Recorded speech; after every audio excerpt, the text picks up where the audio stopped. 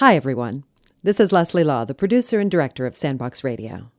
Thanks so much for downloading the podcast.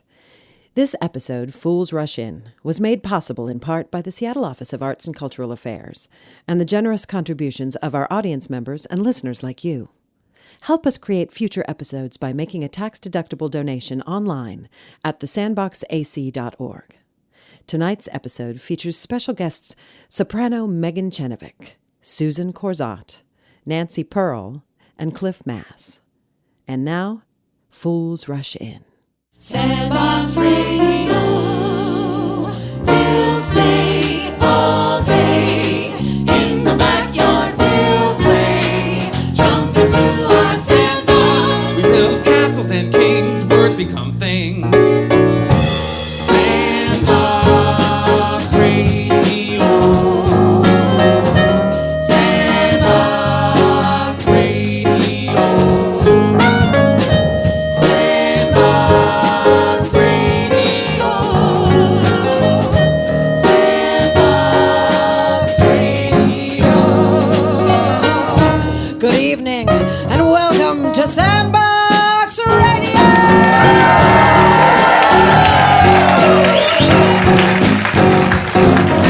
Coming to you live from west of Lennon in Fremont, the center of the universe.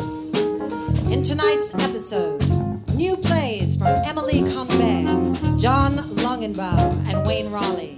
A fresh new episode of Markheim by Paul Mullen. The latest adventures of Cousin Katie from Scott Augustin. Richard Simon and the company bring you the love song of J. Alfred Prufrock. Susan Corzat reads Dorothy Parker. Special guest soprano Megan Chenovic, and music from the Sandbox Radio Orchestra led by Jose Juicy Gonzalez.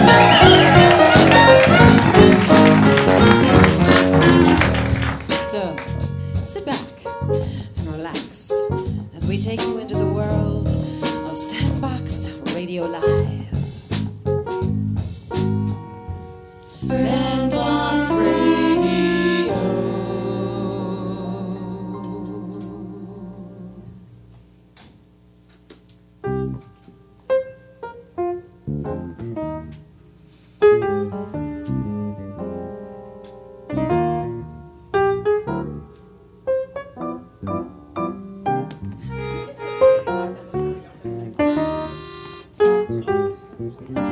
All the World's a Book by John Longenbaugh.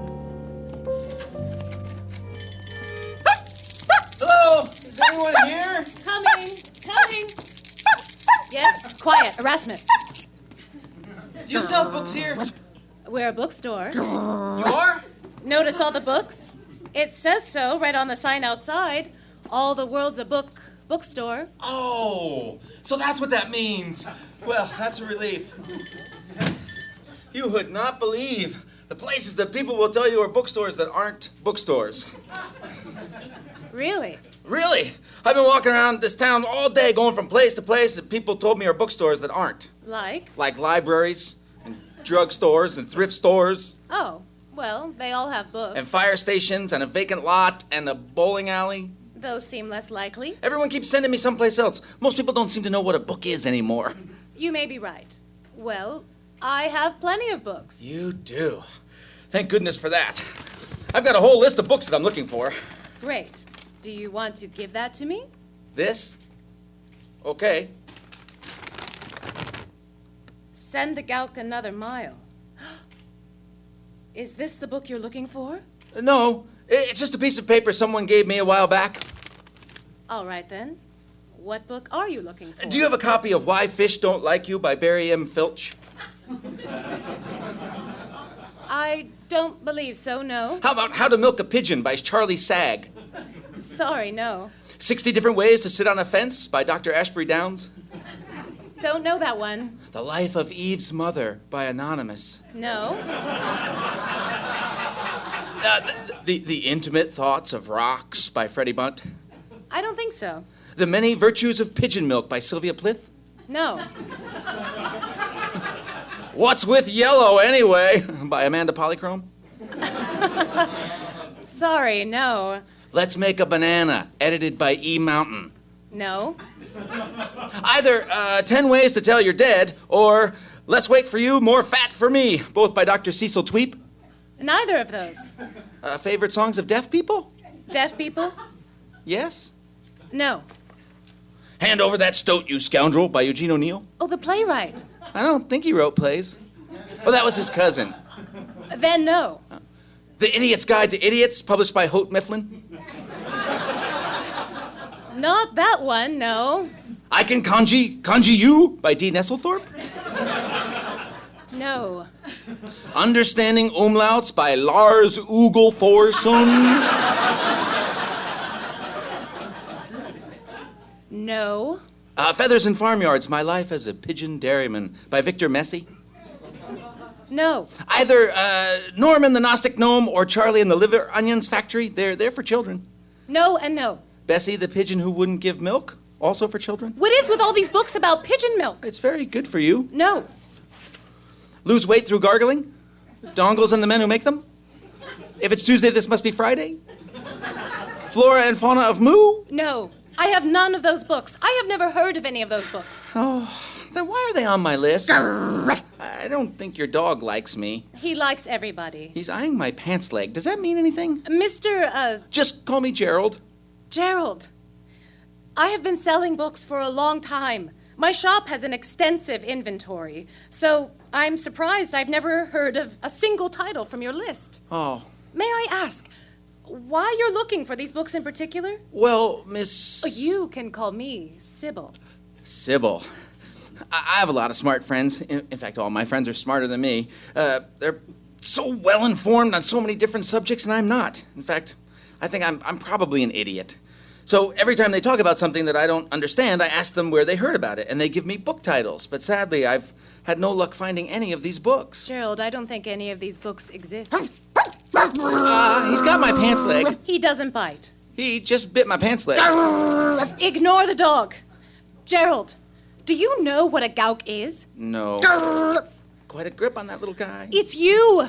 You are the gawk. Oh, he seems to be pulling me toward the door. Your friend sent you on a useless errand, and you have been wasting my time. Are you sure he doesn't bite? If you stay, he might. There's one more book on my list. What is it? The Secret Sacred Heart of the World. Erasmus! What's the title again? The Secret Sacred Heart of the World.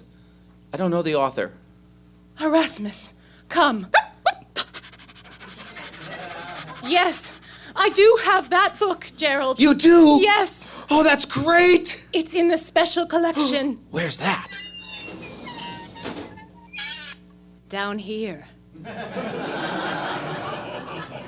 Down there? Yes, in the special collection. It's awfully dark down there.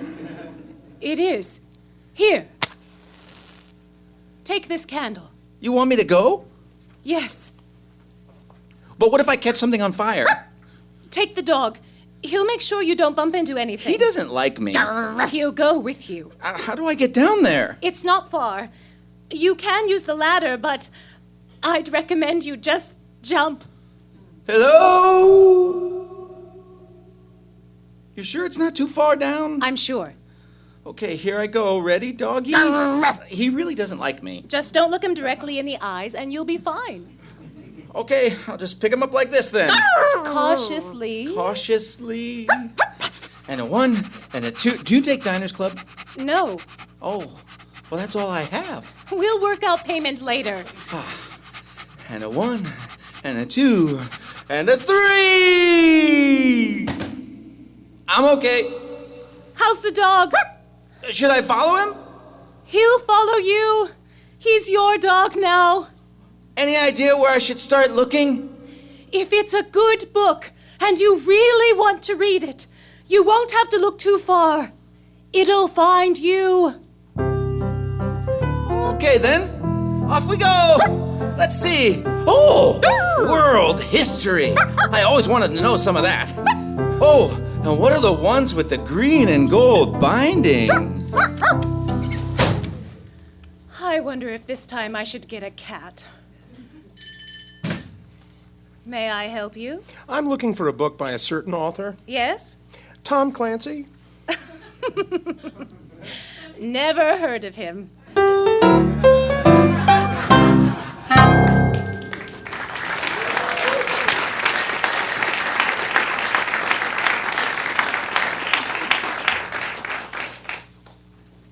The following message is brought to you by astep.org. Hey, Chanel! Chanel! You busy right now? I'm eating lunch, dude. Ah, that you are. Stay right there. We'll come to you. Wheel? Lupe! Lupe! Here, girl. Come on. That's right. That's a girl. Dude, what the hell? What are you doing with an ox in the cafeteria? And what's all that stuff on its back? Check it, Chanel. It's my interdisciplinary 3D response to the top exports of Ecuador. The top exports. See the banana tree and the bucket of oil? And how I strung those shrimp across Lupe's back as a sort of ironic convergence between the two? I'm still not getting it. It's my traveling artistic statement, man. I heard you guys are starting an A-Step chapter on campus. Artists striving to end poverty. And I'm ready to be your first volunteer. But aren't you like an econ major? Totally. See, performance art is my fallback plan. Dude, A-Step sends volunteer artists out to work with schools and partner organizations in the U.S. and places all over the world, like Bangalore, India, and Quito, Ecuador. Yeah, Quito. I did the research. That's why I rented Lupe. But we place artists in specific communities to help address the risks that young people face today, including substance abuse, gender inequality, HIV/AIDS, domestic violence, gang violence, and teen pregnancy. Exactly. Sign me up. Look, I hate to say this, dude, but we're looking for serious professional artists and students and faculty from schools like Juilliard, USC, and Cornish. And we draw from a variety of artistic mediums, such as drama, dance, visual art, music, and creative writing. Whoa, wait. Are you saying I'm not serious? Well, have you had any arts training? No. Hey, dude, what's going on with your cow, man? But that doesn't mean my soul isn't screaming out to express itself. Oh my God. Dude, it's doing a number in the cafeteria. What? Oh, Lupe! Stop! No pooping! Serious odorama, man. The lunch staff's calling the cops. Sorry, dude. But if you'd like to help, A-Step can always use a nice donation. Yeah, thanks, Chanel. I'll put that in my pipe or whatever. Here, take a banana. I better mosey. Are you a working artist or studying to be one? Want to have a real impact on the world? Visit astep.org today and learn more about our unique volunteer opportunities and how to start an A-Step chapter on your campus. That's Artists Striving to End Poverty online at astep.org.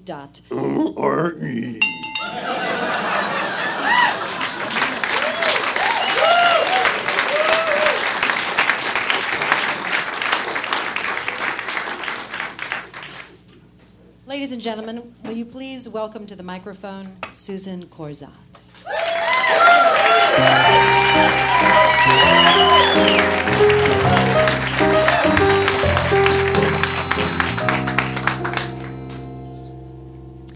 Inscription for the ceiling of a bedroom. Daily dawns another day. I must up to make my way. Though I dress and drink and eat, move my fingers and my feet, learn a little here and there, weep and laugh and sweat and swear, hear a song or watch a stage, leave some words upon a page, claim a foe or hail a friend, bed awaits me at the end. Though I go in pride and strength, I'll come back to bed at length. Though I walk in blinded woe, back to bed I'm bound to go. High my heart or bowed my head, all my days but lead to bed. Up and out and on, and then ever back to bed again. Summer, winter, spring, and fall. I'm a fool to rise at all. Unfortunate coincidence. By the time you swear you're his, shivering and sighing, and he vows his passion is infinite, undying. Lady, make a note of this. One of you is lying.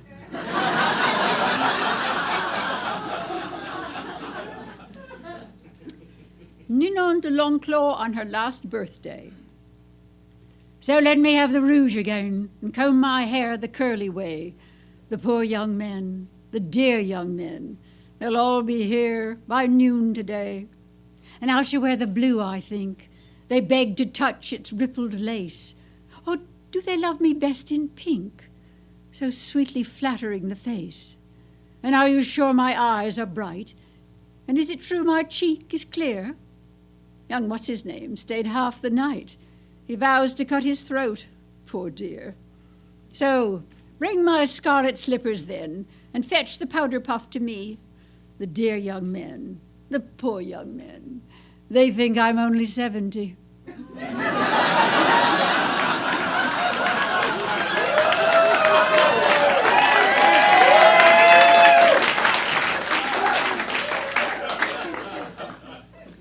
Pictures in the smoke.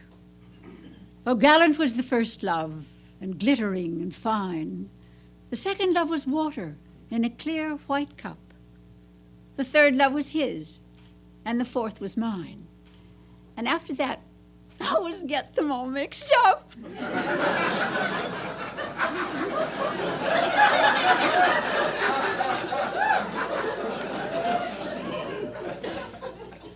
Afternoon.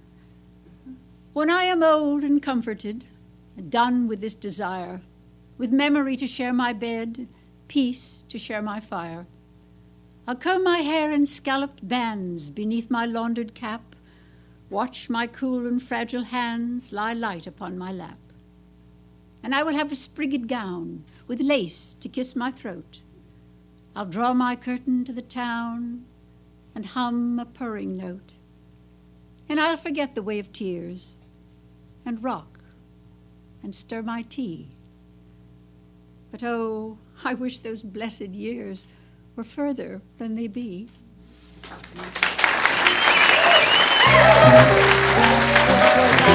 Dorothy Parker.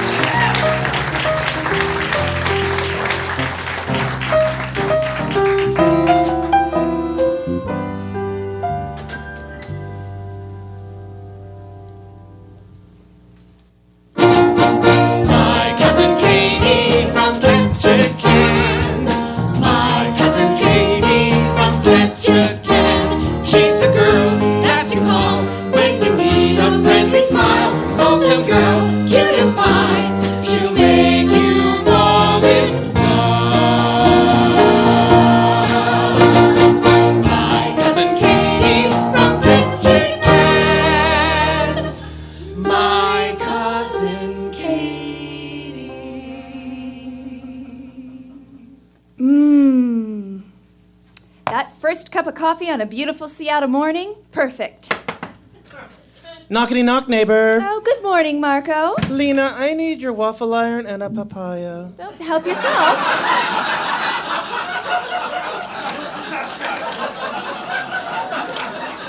So who's the lucky guy getting breakfast? Well, I slept with this cop to get out of a parking ticket, and now I don't want to break up. Are you falling for him? No, I've got an outstanding bench warrant. Hey, is she up yet? Who? You know who. Oh, you mean my cousin Katie from Ketchikan?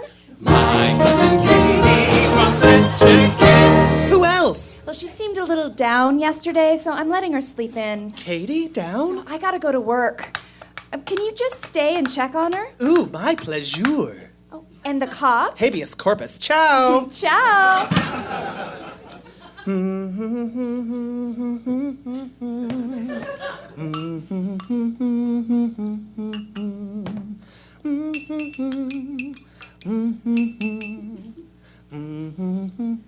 Hey, Marco.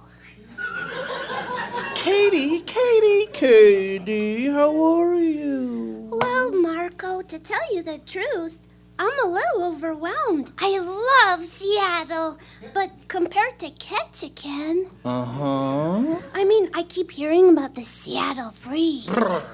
But, excuse my language, that's a load of baloney. I mean, yesterday I was sitting reading a paperback book. Hey, I see you're reading a paperback book.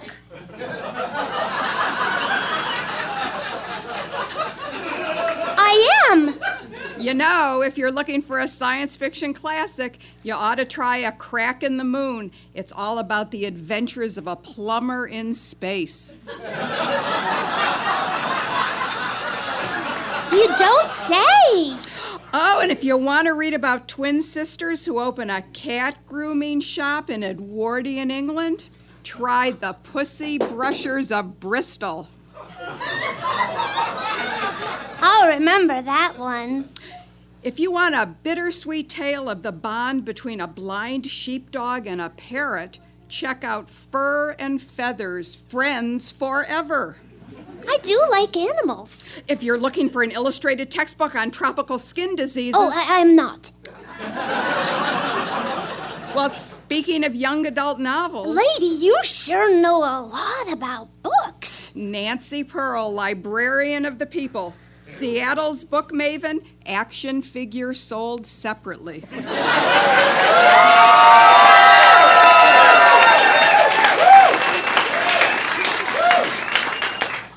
Katie.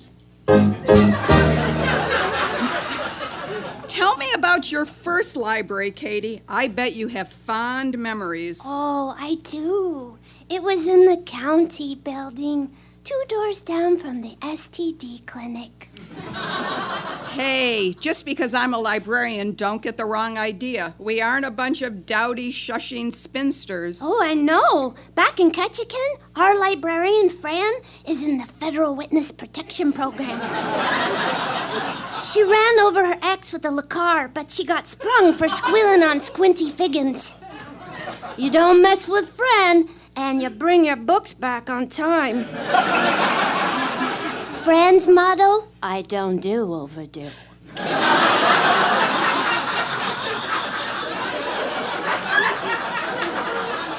Ketchikan, if you're looking for a book on the gold rush... Oh, Marco, she went on and on. Oh, I am so sorry. She was nice, but it was exhausting. And everywhere I go, I run into somebody like that. I'm almost worn out. Katie, honey, little secret, some days I myself get depleted and all the clinique in the world won't touch these bags. Oh, Marco! Because, believe it or not, I have known some disappointment. Oh, Marco, I never would have guessed that about you. Some days I am all set to give my heart to someone, and what do they say in return? They say I'm squirrely or high maintenance or all over the map. What does that even mean, all over the map?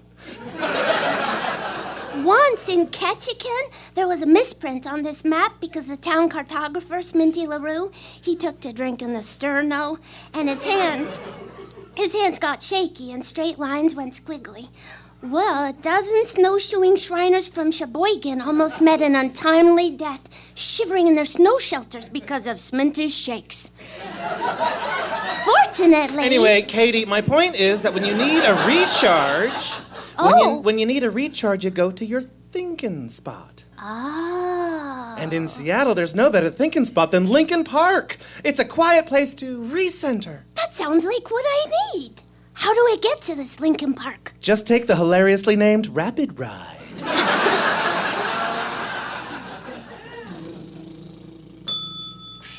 Thank you, bus driver.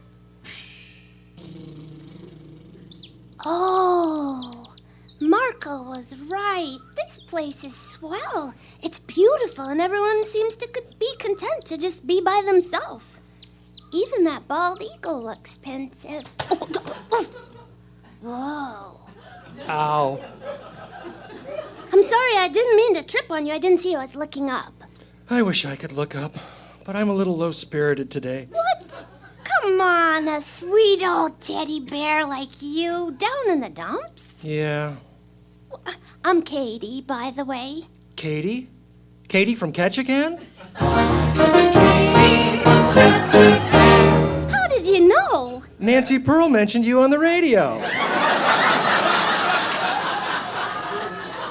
She's intense. Yeah.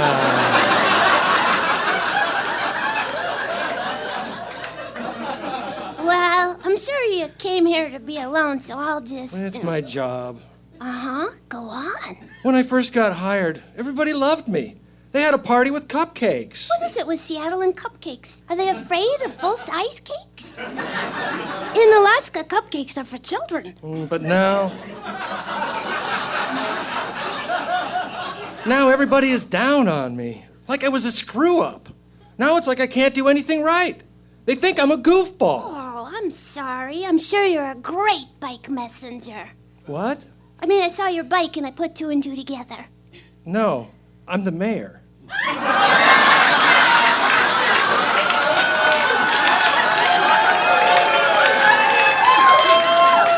Oh! Did you vote for me? I was living in Alaska. I just moved. I had a dream last night that me and Jimmy Carter were raising Kappa bears in Ballard.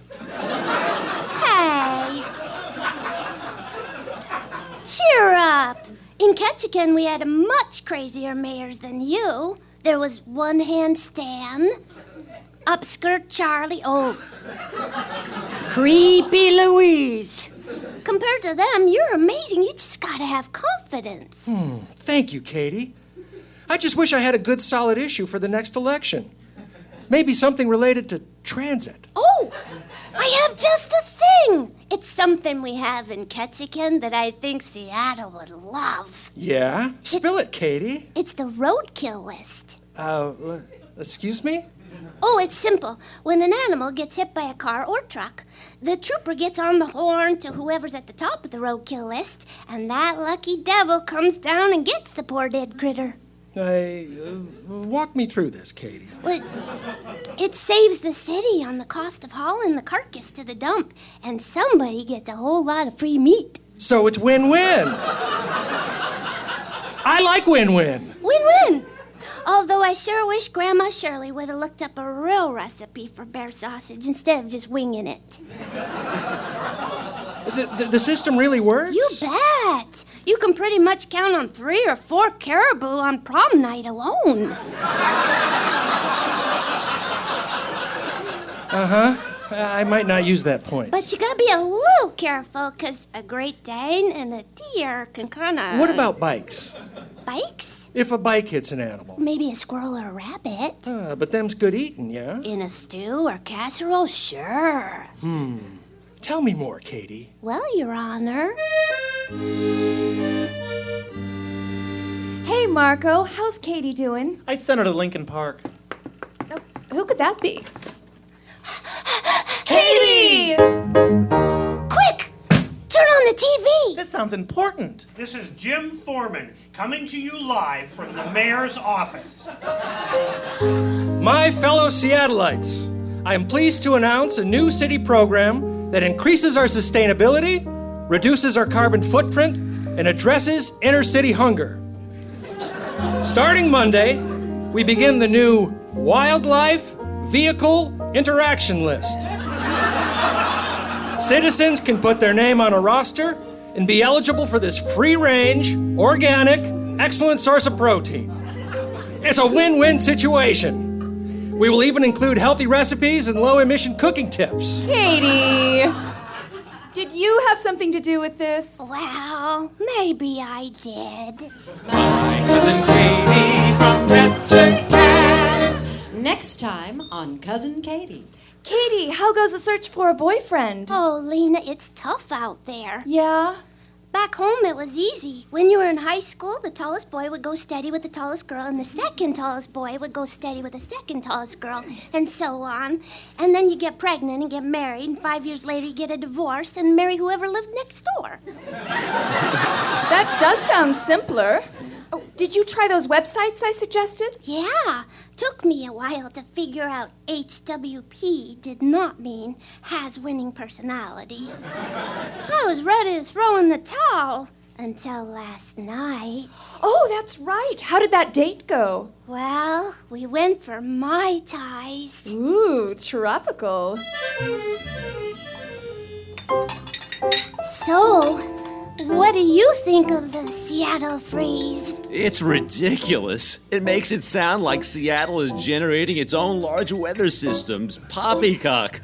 Our meteorological conditions are mostly formed over the ocean and then influenced by the topography, the Olympics, and Cascade Mountain ranges. If we're going to get a prolonged cold air mass, it'll arrive from the north. Cliff, stop! Sorry, Katie. When I get nervous, I tend to jabber on about the weather. Nervous? Hey, did you know that today's barometric pressure said Hey, Dr. Cliff Mass. At the risk of sounding like a big city girl, shut up and kiss me.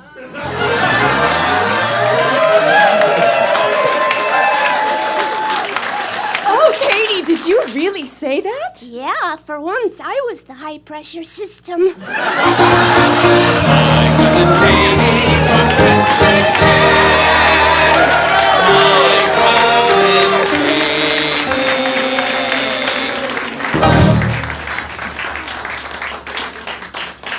I want to thank our special guests for that episode, Nancy Pearl and Cliff Mass.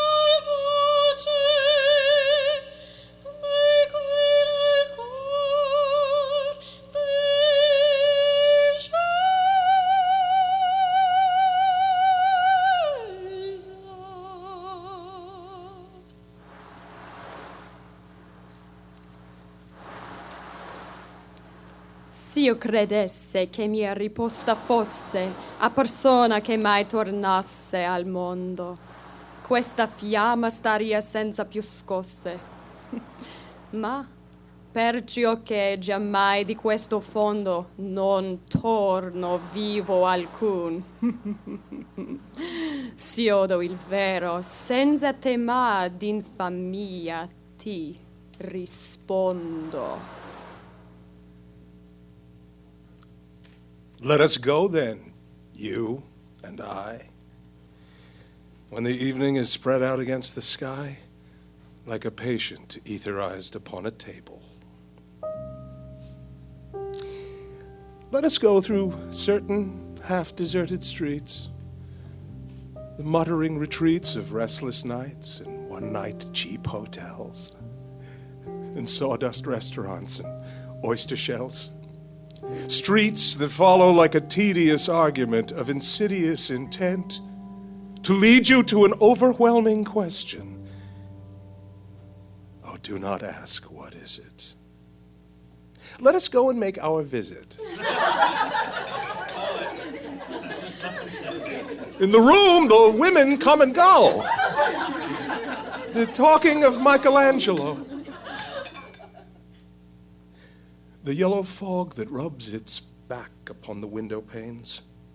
The yellow smoke that rubs its muzzle on the window panes, licked its tongue into the corners of the evening, lingered upon the pools that stand in drains, let fall upon its back the soot that falls from chimneys, slipped by the terrace, made a sudden leap, and seeing it was a soft October night, curled once about the house and fell asleep. And indeed, there will be time for the yellow smoke that slides along the streets, rubbing its back upon the window panes. There will be time. There will be time to prepare a face to meet the faces that you meet. There will be time to murder and create, and time for all the works and days of hands that lift and drop a question on your plate. Time for you and time for me, and time yet for 100 indecisions. and for 100 visions and revisions before the taking of a toast and tea. In the room, the women come and go. They're talking of Michelangelo. And indeed, there will be time to wonder, do I dare? And do I dare? Time to turn back and descend the stair with a bald spot in the middle of my hair. They will say how his hair is growing thin. My morning coat, my collar mounting firmly to the chin, my necktie rich and modest, but asserted by a simple pin. They will say, but how his arms and legs are thin. Do I dare disturb the universe? In a minute, there is time for decisions and revisions which a minute will reverse. For I have known them all already. Known them all. Have known the evenings, mornings, afternoons.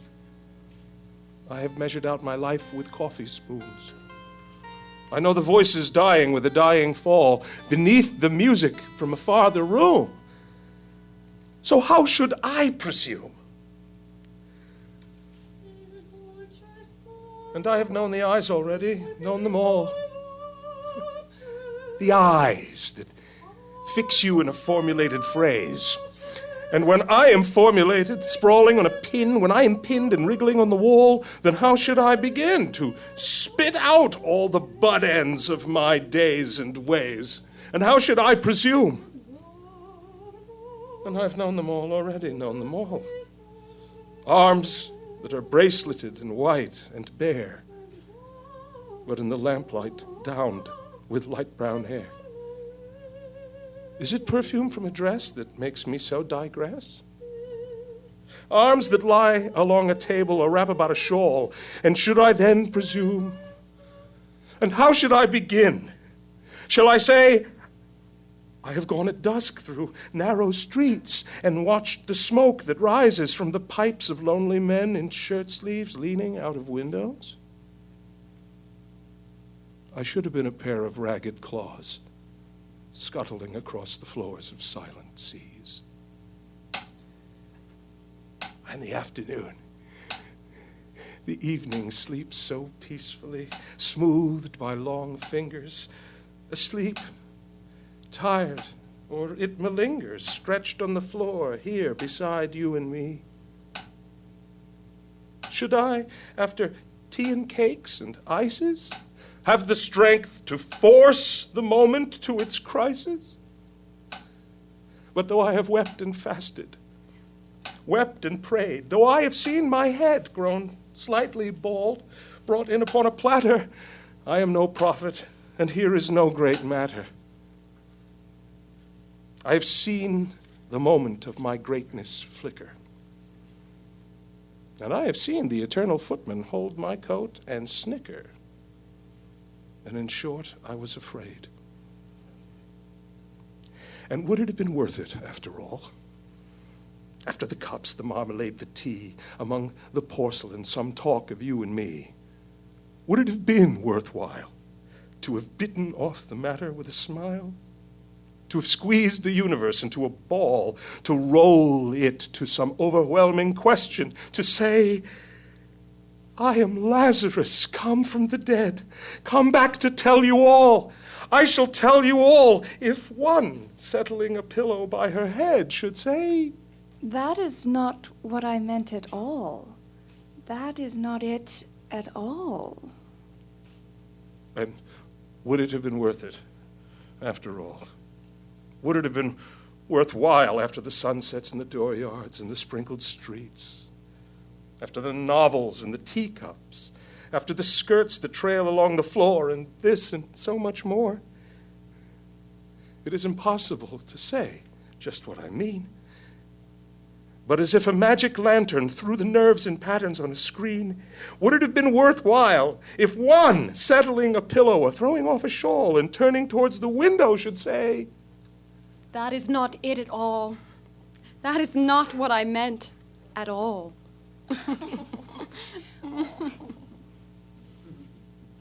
No. I am not Prince Hamlet, nor was meant to be. Am an attendant, Lord, one that will do to swell a progress, start a scene or two. Advise the prince, no doubt an easy tool, deferential, glad to be of use, politic, cautious and meticulous, full of high sentence but a bit obtuse. At times, indeed, almost ridiculous, almost at times the fool. I grow old. I grow old. I shall wear the bottom of my trousers rolled. Shall I part my hair behind? Do I dare to eat a peach?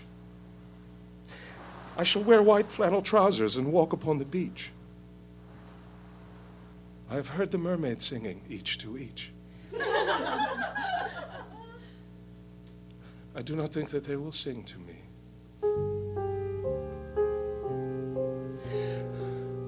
I have seen them riding on the waves, combing the white hair of the waves blown back when the wind blows the water white and black. We have lingered in the chambers of the sea, by sea girls wreathed with seaweed red and brown, till human voices wake us and we drown.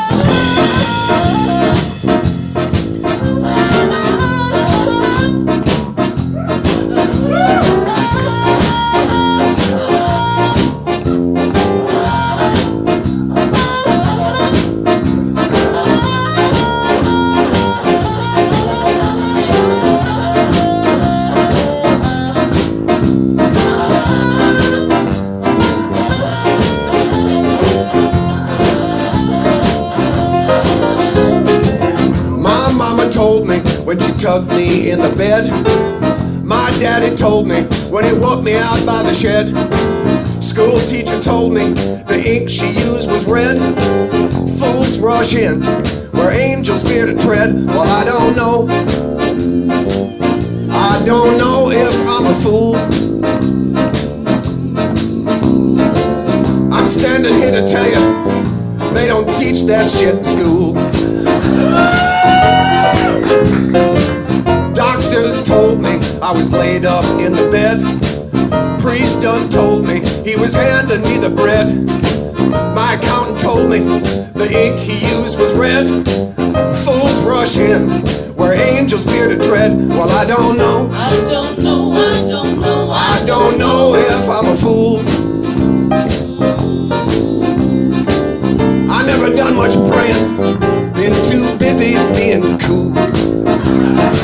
Like this.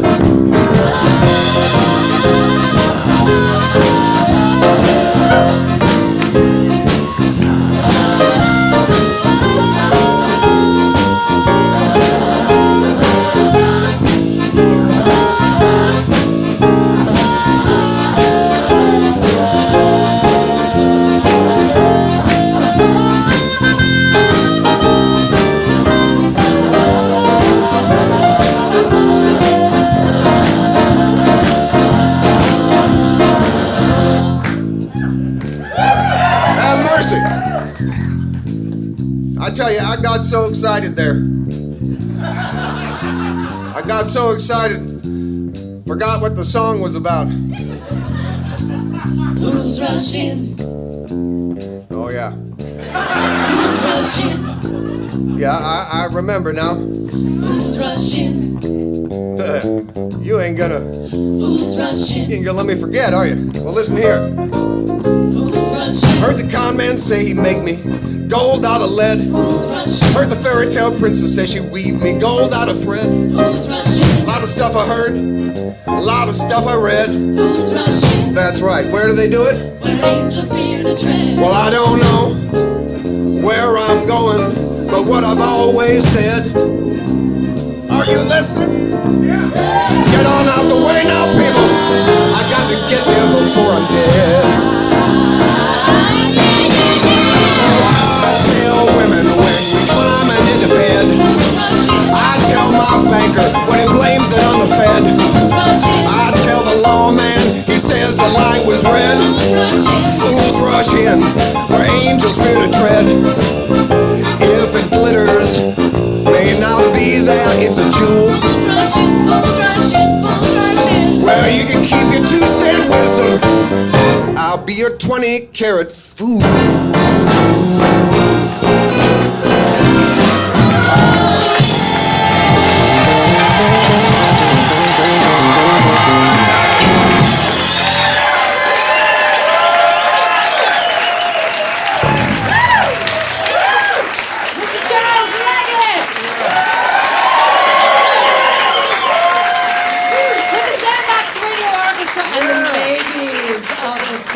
Radio Company.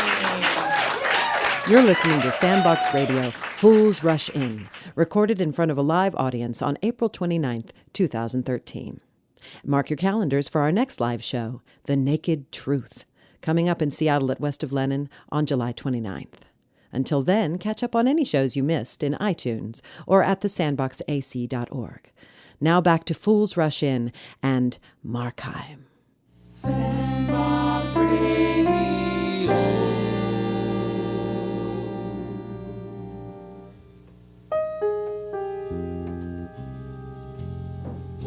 I'm a Markheim, a sort of angel, but not the sort with wings and a harp and a halo. Markheims are the black ops. We do things other angels can't or won't. Me, I'm a talker, subarchy, reverse curse. Upstairs pulled me out of retirement for a mission down in this soggy town. But when it was done, I didn't go back. I had questions, and the answers weren't up above in the fix. Now I'm walking neutral, half fallen, in what we angels call the show. But I gotta watch my back, 'cause things can always get uglier. Previously on Markheim. I gotta get some relief. My hand is roasting. Meat, you've been blessed. Blessed? How you figure? You got a dose of the holy fire in that hand. So long as it stays attached, you ain't never gonna die. I heard you cut off your glowing hand, but then they sewed it back on.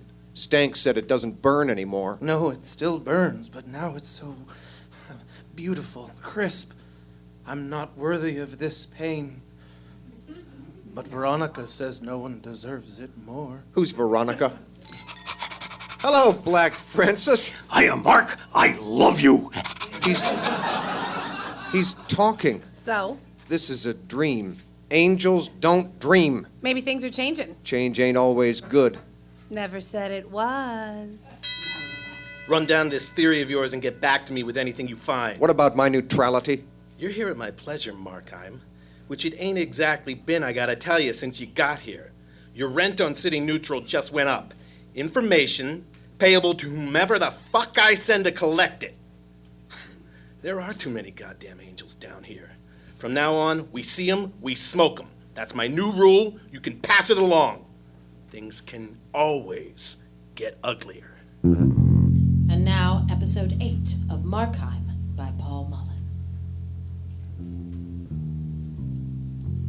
So Sam says now I gotta pay rent in answers, and all I got is questions. Like who helped Didge sew his hand back on, and why?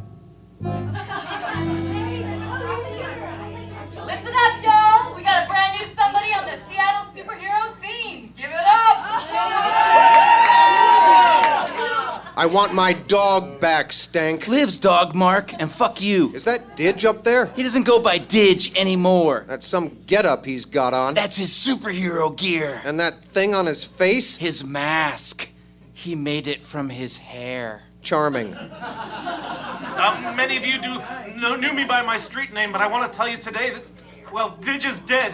This is someone new, someone stronger. In the Bible, the greatest hero was a man with long hair named Samson. He was invisible. Kid needs to read that book a bit more closely. In New York City, there was a serial killer called Son of Sam. His avenging spirit lives on. Righteous! You're a killer! No, I am worse than a killer. I am that which cannot be killed. I am Samson and Son of Sam, and Seattle doesn't need to be afraid of the dark or the light anymore. Son of Sam, he better watch who he summons. Why don't you shut the fuck up and listen to the man speak? What were you doing in Georgetown that night, Stank, when Didge cut off his hand? What? See this hand? It was cut off when I was lost in fear. You just happened to be there? I'm his friend, Mark. But now I'm found, and with this holy hand, I am here to avenge all the shit smeared on the streets of Seattle. Seems weird to me, you being right there to call 911, make sure he got his hand sewn back on right away. It was damned lucky. Almost blessed, you might say. This hand is an immortal force the world must reckon with. Who you working for, Stank? Oh, I'm between jobs, Marky. Upstairs? Downstairs? I try to stay away from stairs lately, what with those kids getting burned. I got rid of the burner. We will teach our twisted speech to the young believers. Righteous, yo! That's the Clash! I am the Clash, and you are the Clash, and the Clash is coming. We are all sons of Sam, but I am his firstborn. You a meat walker, Stank? A power? I've never known any other kind of angel willing to walk the meat but a lousy fix cop pow. You need help, Markheim. You're talking gibberish. Maybe, but you just called me Markheim. You always call me Mark. Oh. So what, Markheim? Things change. Change ain't always good. Never said it was, but it does seem inevitable. If you're meat walking, pal, Sam's gonna smoke you. I got that from his mouth. He's smoking everything that moves showside from the fix in Seattle. I'm just a juggalo. Yeah? Yeah, I'm just a juggalo, and everywhere I go, people know the part I'm playing. Yeah. I'll crack your clockwork, Stank. Don't worry. And I'll get the dog back, too. Believe it. I'll tell you what I believe, Markheim. What's that? Things are getting uglier, don't you think? So Stank ain't what he seems. And Didge is playing dress up and throwing Sam's name around like he doesn't know what that can bring. Someone's making a move. But who? Sam told me not to bother with the Angel of Truth. No way Iophiel's involved, he said. And I tend to agree, but then that's all the more reason to reach out. She'll be safe, right? Safe or not, I need a lead. I head over to where I last caught a whiff of the fix. DJ! DJ! Hey! One more king! One more king! Hey! Hey, what can I get you, pal? Tsar Iophiel! What sort of fish is that? Not a fish. The Archangel of Truth. Your boss's boss, I figure. Take a hike, pal. We sell fish. I know. The Seattle Throne works out of this fish stand. That makes at least one of you a pow. Get word to Tsar Iophiel. There's a Markheim looking for her in Seattle. I'm a pow, am I? Maybe. Hey, I'm a pow! 1 pound pow! 1 pound pow! Hey! Oh. When the fish hits my face, I see the fix for an instant, full, blinding light and brutal bliss. And then someone's pulling me down some stairs. Dude, I am so sorry. I was supposed to catch that, but Tommy threw it wide. Is Tommy the throne? Dude, what throne? How hard did you get hit? You okay? Let's get you down to Western, some fresh air and all. You're not an angel? Only my girlfriend thinks so, dude, and then only sometimes, right? Must have gotten my signals crossed. Big time, Markheim. Markheim? Ah! You need to not come back here. This ain't a game. This is the show. Markheim's ain't had clearance in over a century. I'm walking neutral. Neutral? The fuck is neutral? Like the meat singer said, you gotta serve somebody. Tell Iophiel I need to parley. Fuck off to the fix, Markheim, or get your soft ass smoked to the crisp. Makes me know never mind. I ain't no quill-pushing cherub. I'm authorized to smoke on sight. So smoke me. What? Smoke me to the crisp, if it makes no never mind. What's with your face? It's... I don't glow. I've heard about how Markheim... You don't know shit about Markheim's pals. You work wet like magicians work birthday parties. So show me some magic. I'm done with neutral. Smoke me. No. No?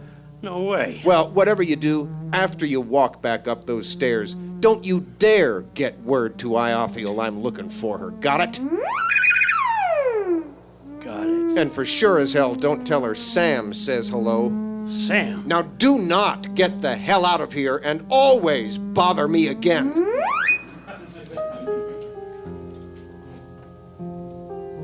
I'm guardedly confident that that call will go through. Still, the POW was right. What the hell is neutral? One long ass kicking from fixed to crisp. I needed some sleep. Which is nuts, of course, because as I've mentioned many times, angels don't sleep, and they sure as fuck don't dream. What the... Is that you, Black Francis? I know you're not real, but it's still good to see you, buddy. But please, don't say Sam's coming, because I got nothing to tell him, okay? He's got to leave me alone until I have a lead. Beg him if you have to. I need more time. You're losing it, Mark. Liv! You're talking to Black Francis like he's gonna talk back. He did the last time I saw him. Don't go crazy on me, man. Wait, you're really here? Yeah. I'm not dreaming. If you are, then I am too.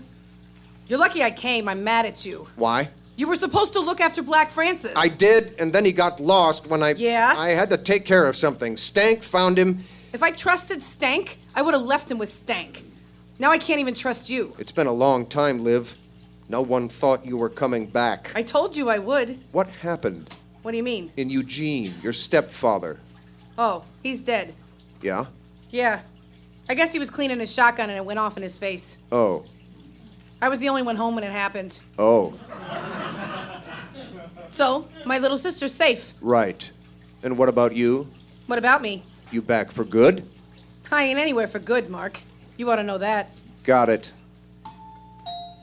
Take off that mask. You come in my store. I can't take it off. It's my hair. I no trust the man. I no see his face. You don't need to trust me. Just sell me some juice. You no come in here. Your face covered and no shirt on. What are you gonna do? Shoot me? Why you say that? You threaten my friends all the time. The street kids? You're always showing them your gun. I got no gun. Sure you do. Let's see it.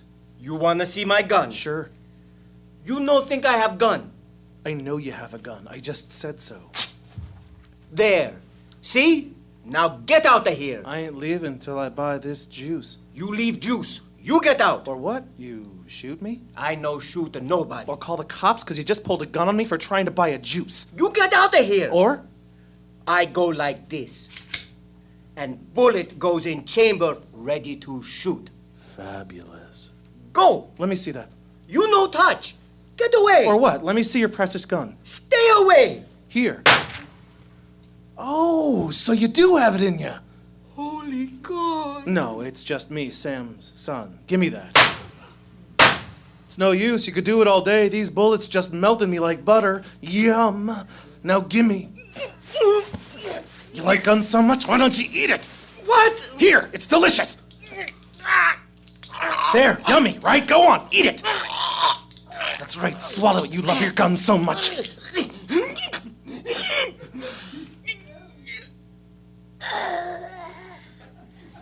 Shit. Veronica? Veronica! I was just feeding him his gun and he Oh, Samson. What do I do? Oh, my baby child, it's all right. I'm here now, and I'll make it good. Just go. The cops are coming, and we don't want you facing them yet, do we? No. Not yet, my sweet darkling. You're Samson, son of Sam, and your day will come. I love you. I know. You're the one thing worth loving. You just keep believing in yourself, Samson, and Veronica will wipe your tears. There's nothing you can't do that's wrong, and it's all about to get more beautiful. Is it? Oh, yes. You just keep believing. Next time on Markheim. Bez? Is that you? Long time no see. Yep. I see you made yourself at home on these steps. Sam send you? Yep. Says to tell you rent's due. I ain't got much. I've put out some feelers. It's gonna take some patience. Patience ain't exactly what Sam's known for, and feelers ain't exactly gonna cut it. Green Lake, huh? You're gonna get bored up here, you know that? That's good. Bored is safe, bored is good. You say that now. I gotta keep my head down, Smiley, or I'm gonna wind up permanently bound in some bliss box or fried down to the crisp. None of that means anything to me. Stay away from him, Liv. Just trust me on this. Fuck you, Mark. You're not my dad. And you're sure as fuck not my stepdad. Well, thank heavens for that. Whatever. Didge would never bother me. Nobody bothers me. Why? Because you got Black Francis to protect you? Nah, BF's a baby. Wouldn't hurt a flea. It's because I got this. And what the hell is that? It's a butterfly knife. Pretty cool, huh? Very cool. So you're safe from butterflies then? Very funny. Don't miss the next episode of Markheim. Things are getting uglier, don't you think?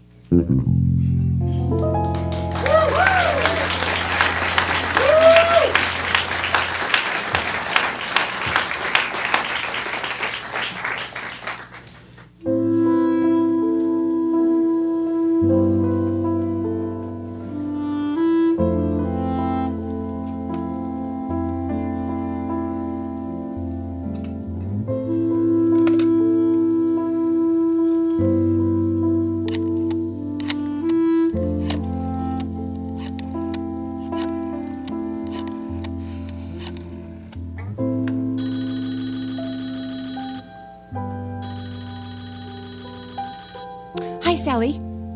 Sally, can you hear me? What's the matter with your phone? Can you hear me or not?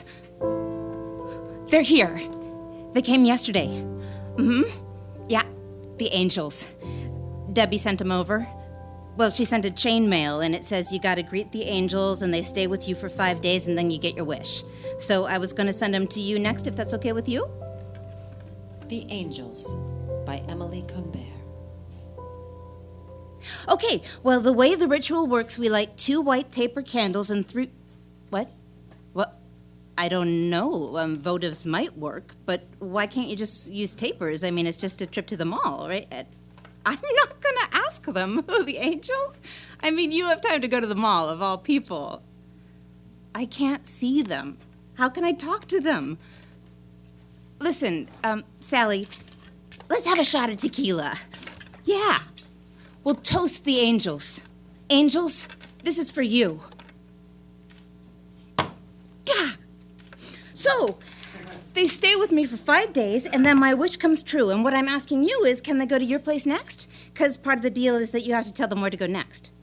Well, because I have to have somewhere to send them. You can't just kick them out, you know, like any guests that come and they go. And I like to send them somewhere I trust, like to someone I love.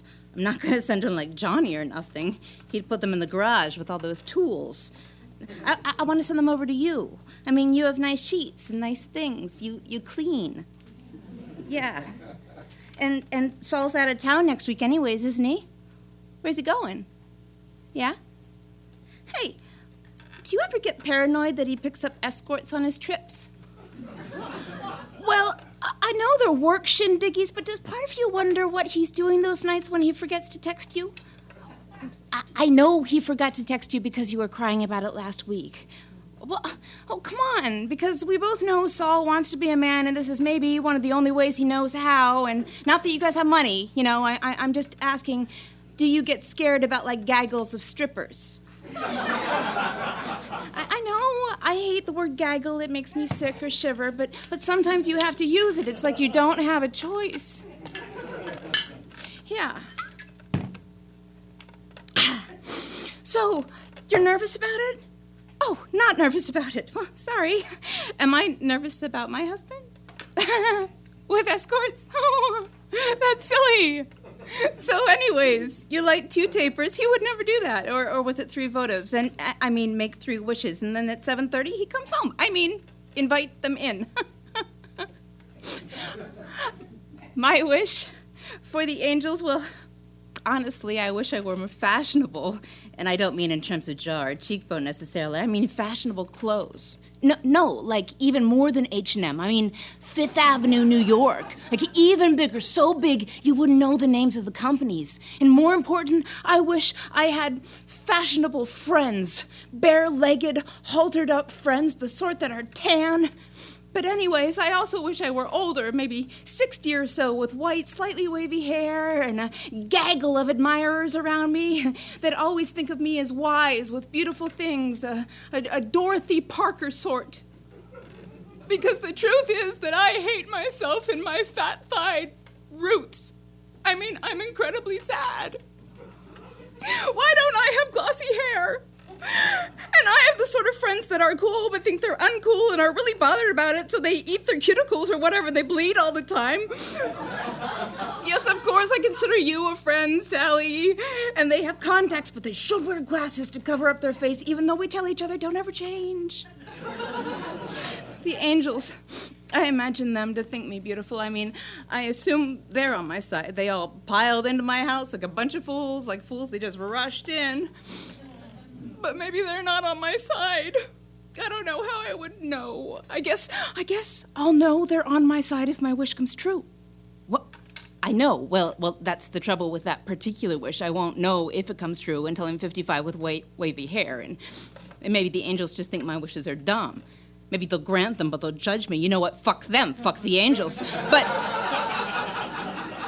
I don't really feel that way because each beautiful angel, well, so individual, so ideal and golden and pretty in their own way. Each one, I bet each have pretty apple-like hearts. And the only problem with each angel is, well, each angel, they each have some sort of nail embedded in their hearts. One nail. So it hurts. And they know.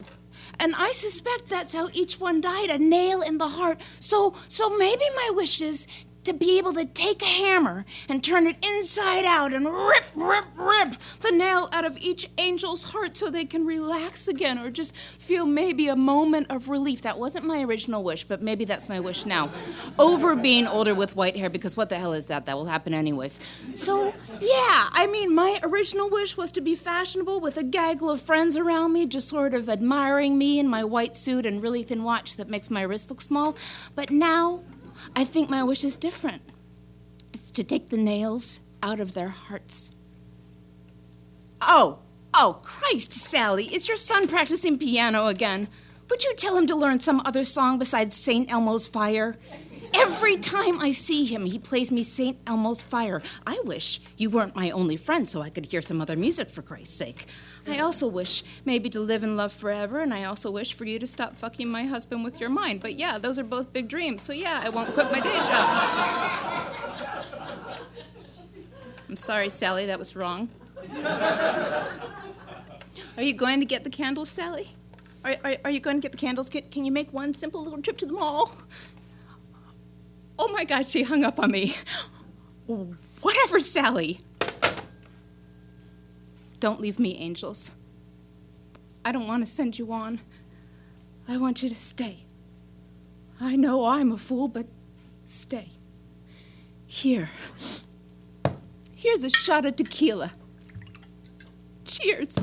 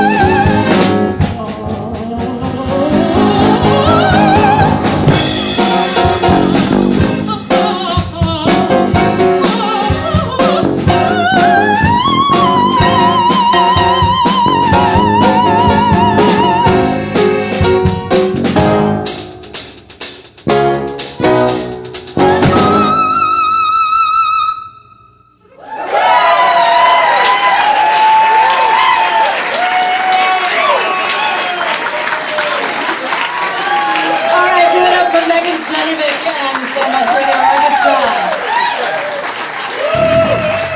Don Lucia que l'amor remix.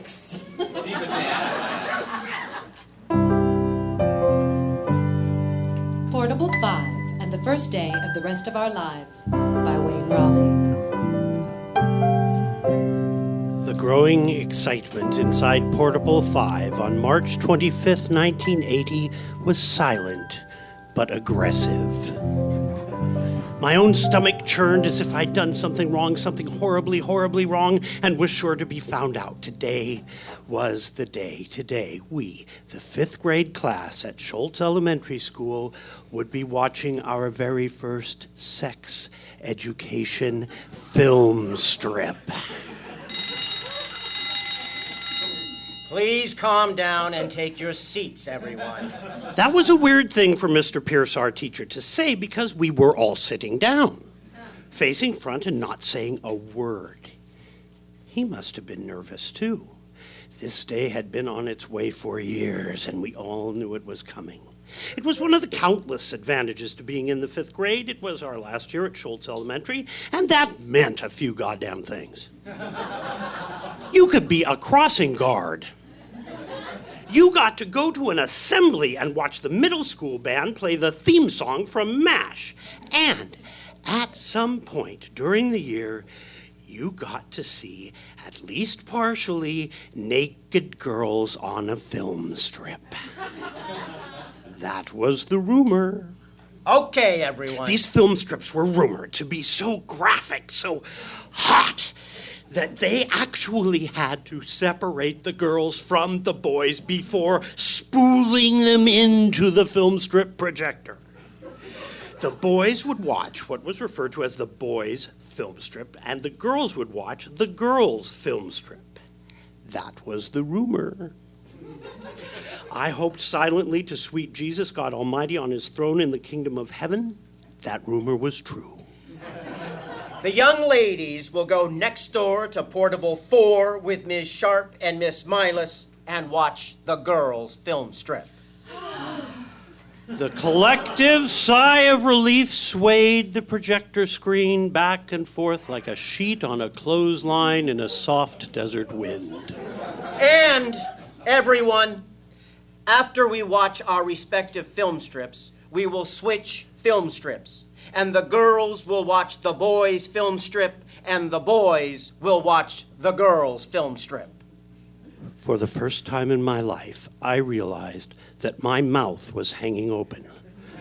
Like most male contemporaries of mine, my mouth had been hanging open most of my life, and I'd never given it a second thought. But at that moment, 15 young boys simultaneously closed their mouths. The girls, they didn't flinch. They may have known something we did not, or they had a realization as well that it may now be a good idea to start pretending. like they might know something we did not. But their plan would ultimately fail, wouldn't it? I was going to watch their film strip. Like a book left open on the sacred altar of a bubblegum lip-smacker-scented church, I would soon know all their secrets. Ladies, please stand up and form a single file line at the door, please. Ms. Sharp lined the girls up and marched them out of Portable 5 like some sort of twisted Orwellian future society where boys and girls aren't allowed to watch film strips together. A slight chill ran up my spine. The last girl, Claudia Short, good God, I love you, Claudia Short, stopped at the door and turned her head back to the room looking at us as if to say, "See you on the other side, boys. The next few years are going to be intense." The door closed behind her for a moment and then reopened as Jason Adams entered, followed by the rest of the males in his class. And behind them, Mr. Colin, the school principal, with a small red film canister in his hand. Mr. Colin's presence in Portable 5 was telling. Not only had he left his office, which was rare enough, but he wasn't wearing his blue suit. Today he was wearing Wrangler jeans, a white turtleneck, and a brown corduroy sport jacket complete with dark green patches at the elbows. All of a sudden, Portable 5 had become the Playboy Mansion, and Hugh Hefner had just walked in. Oh my God, this was going to be a fine day. Hi, guys. I'm just here to help answer any questions you might have. Every hand in the room shot up. Whoa. Mr. Colin backed up a step. Okay, everyone. Mr. Pierce kept saying okay in that way that fifth grade teachers do when there is the slightest possibility that things may not actually be okay. Okay.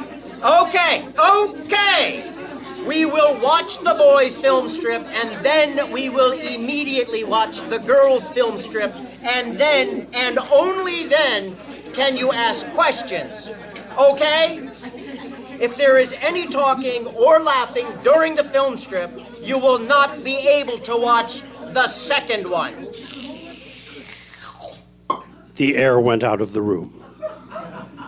It was like the vacuum of space inside Portable 5. Okay, Mr. Connor, would you please dim the lights? Poor Richie Connor was so nervous. He knocked his desk over, standing up to get the lights. The film strip projector blazed to life. Shush! Mr. Colin pressed play on the cassette recorder. The deep, calm, velvet voice of film strip narration oozed from the tape player. Hello, and welcome to this Crown Educational Media presentation. When you hear this sound, advance the frame. The obligatory film strip operation instructions seemed particularly drawn out, knowing how we did that we were only a few short dings away from what would basically be second base. First frame, wide shot of a municipal building of some kind, perhaps a high school. You may notice that as you turn 11 and then 12, your body will be going through certain changes. Change to what? Well, apparently into a group of 3 greasy teenage boys. Their pimply mouths agape in mid-conversation. The center one sported a tremendous orange afro, the most hair I had ever seen in my life. Another had long, stringy blonde hair and was wearing a necklace of what looked like shells of some kind, but I couldn't really tell. And the third was in a tank top and jeans with American flags sewn onto the back pockets. American flags on pants? Who were these guys? I was totally ready to cop to the fact that my body was going to be going through certain changes, but not into these guys. Sorry. The time that young boys undergo the physical and emotional transformation into manhood is called adolescence, or, more commonly, the teen years. Frame advance. An overhead shot of a high school hallway. There at least were girls in this shot, but something was very wrong. They were horrible, disfigured girls with long, straight hair, parts down the center of their white scalps wide enough to drive a Hot Wheel through. Some were wearing huge, round, clownish glasses and pants whose leg bottoms completely swallowed their feet in a swishing mass of fabric. I squinted, trying to comprehend. I knew what these people were. I had seen them before, in pictures, taken long ago. These were hippies. What in the world would hippies know about sex? It is important that you are aware of the many changes your body is going through during this important time. Now, a diagram that was stranger to me than a whole hillside of hippies. I mean, it was obviously some dude's wiener, but it was unlike any wiener I'd ever seen.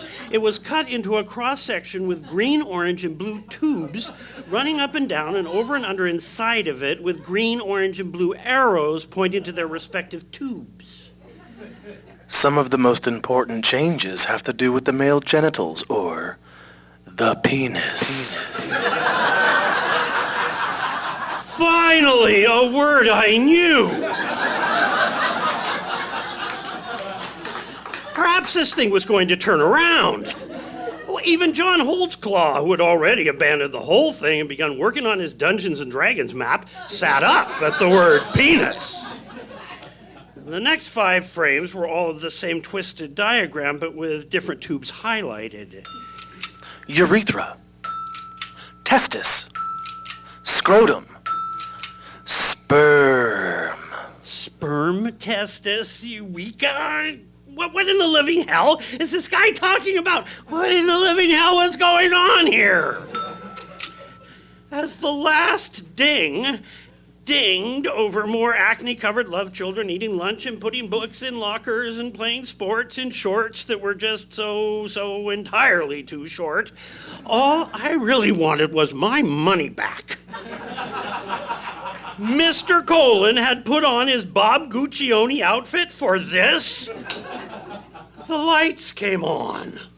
As if on cue, Miss Milas entered Portable 5 with the girls' film strip and cassette. Miss Milas was very pretty, and Richie may have been distracted by that, what with all the build-up and everything. Anyway, he knocked over his desk again, getting up to turn off the lights. Boys.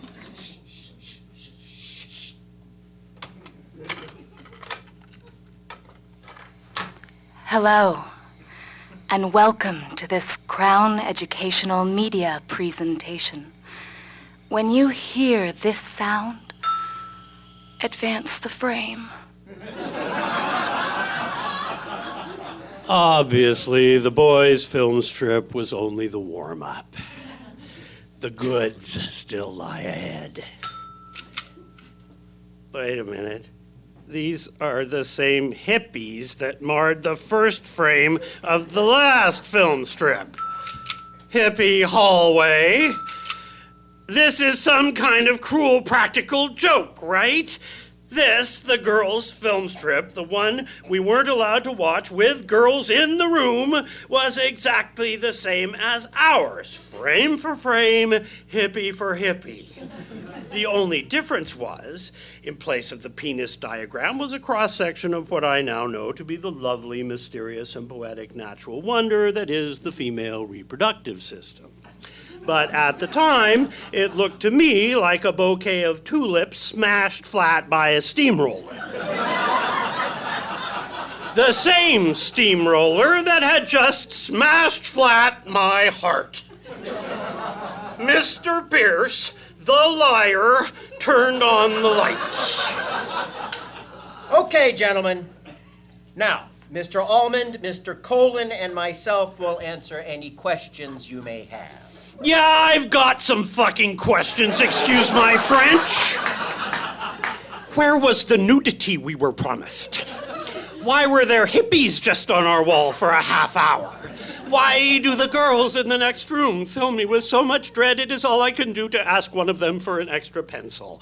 Why is the only thing I want in the whole freaking cruel and unusual world is for one of them to laugh, genuinely laugh at something I say? Why do I keep a stash of the old man's Penthouse magazines the size of the Library of fucking Congress between my mattress and box spring? I sleep 4 feet off the floor, Mr. Pierce. Why?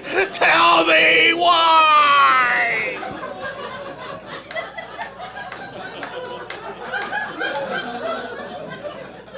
Doesn't anyone have any questions? Come on, guys. It's cool. Jason Adams was the only one who raised his hand of all the people I would remember for the rest of my life. Yes. Jason? Mr. Colon looked nervous. But then again, so did Jason. Yeah. So I'm wondering, I was wondering how exactly you're supposed to know when you're sperming. And? The room fell apart.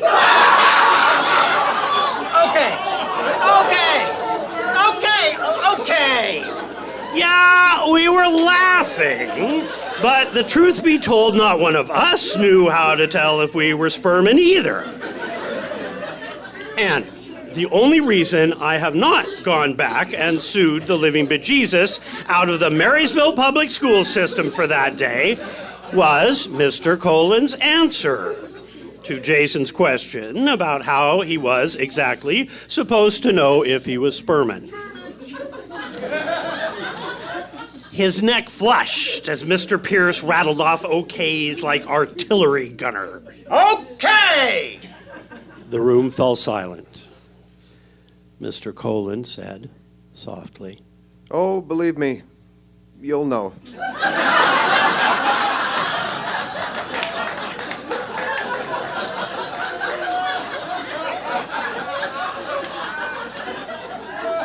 That sentence sums up my entire experience with sexual education in the 9 years I attended Marysville Public Schools. Oh, believe me, you'll know.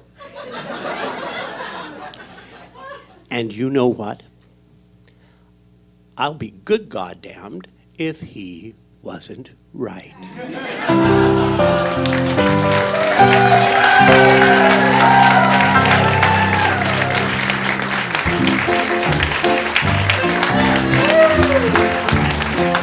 It's really been swell.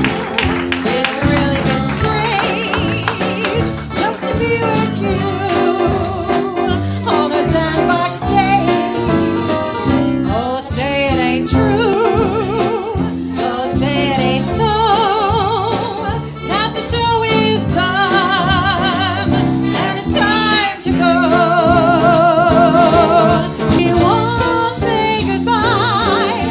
Let's just say so long till next time we meet for a story and a song. So pack up the toys and turn out the lights. We'll see you soon at a sandbox night. Well, that's our show for tonight.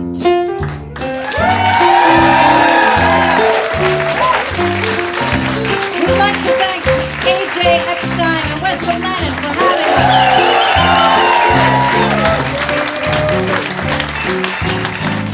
In tonight's episode, the Sandbox Radio players were Megan Ayers, Eric Ray Anderson, Sean Bellier, Sarah Harlett, Tracy Highland, Charles Leggett, Rebecca Olson, Peter Dillon O'Connor, Annette Tatangi, Catherine Van Meter, Sean John Walsh, Richard Zyman.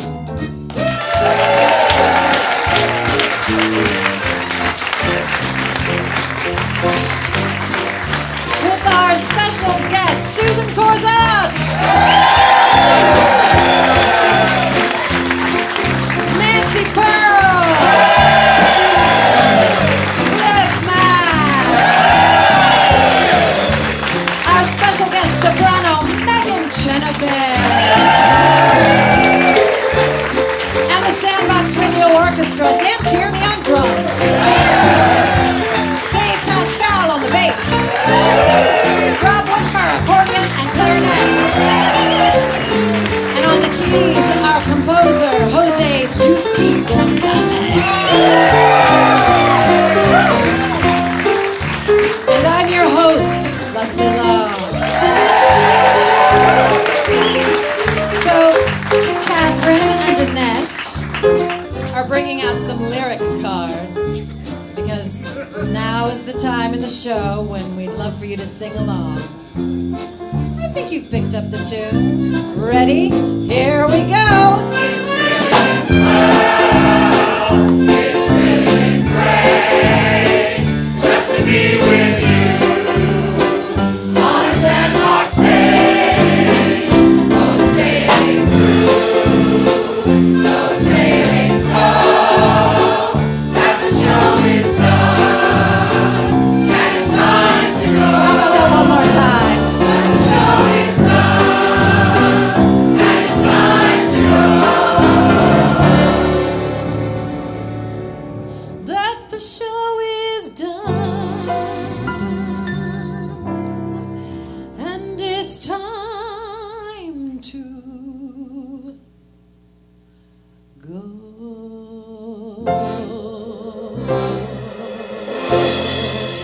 Good night.